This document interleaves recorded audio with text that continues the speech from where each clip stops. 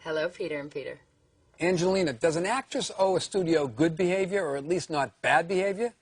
Yeah, I mean, I suppose it depends on what that reputation is or what they've done. I mean, if somebody just having a rumored reputation certainly is nothing they can do about it.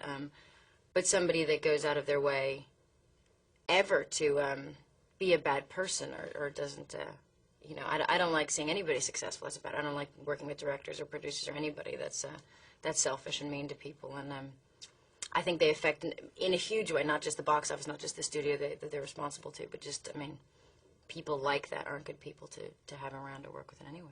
But don't they owe something to that investor? Sure, but I guess I'd have to be more specific about what that is, because if somebody wants to suddenly get married to somebody that everybody thinks is not a good idea, that's obviously not the studio's business. They're in love, you know, or if somebody does you know, I mean, there's something very bad behavior that you do that you've decided to be totally irresponsible and horrible and self-destructive.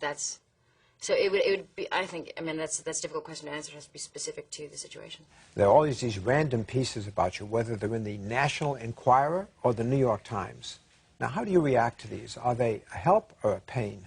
I really don't read the things, and I just assume that people out there are smart enough to know that there's only half truth to it. And also, I've traveled enough and been around enough in the world to know that there is a small group of people that read gossip things, and there's a huge world of people that are interested in things that are actually important.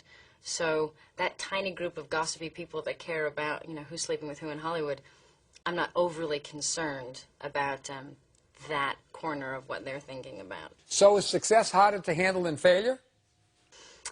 Sure, I think that's part of it. I think most people, I mean, that's why they call it teenage angst and all that. I mean, most people growing up have some kind of questions about who they are and what their purpose is, and I think certainly that doesn't help when sometimes you've become successful, and you've become successful for not really accomplishing amazing, important things, but for maybe doing something that becomes popular.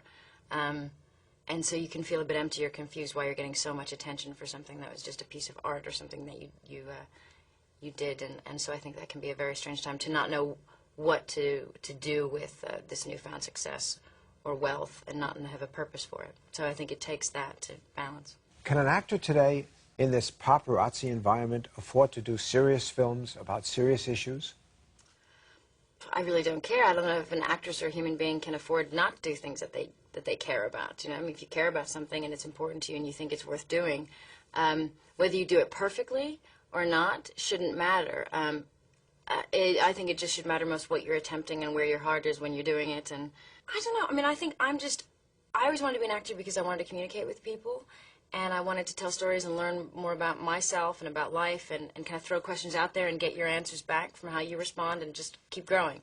So just to be completely open and honest about every single thing in my life and to just be experimenting and having a very full life was just always my intention, however that translates. And if people feel they know me more because they actually do, or they feel closer, or they relate to more things, I think that can help. Thank you, Angelina.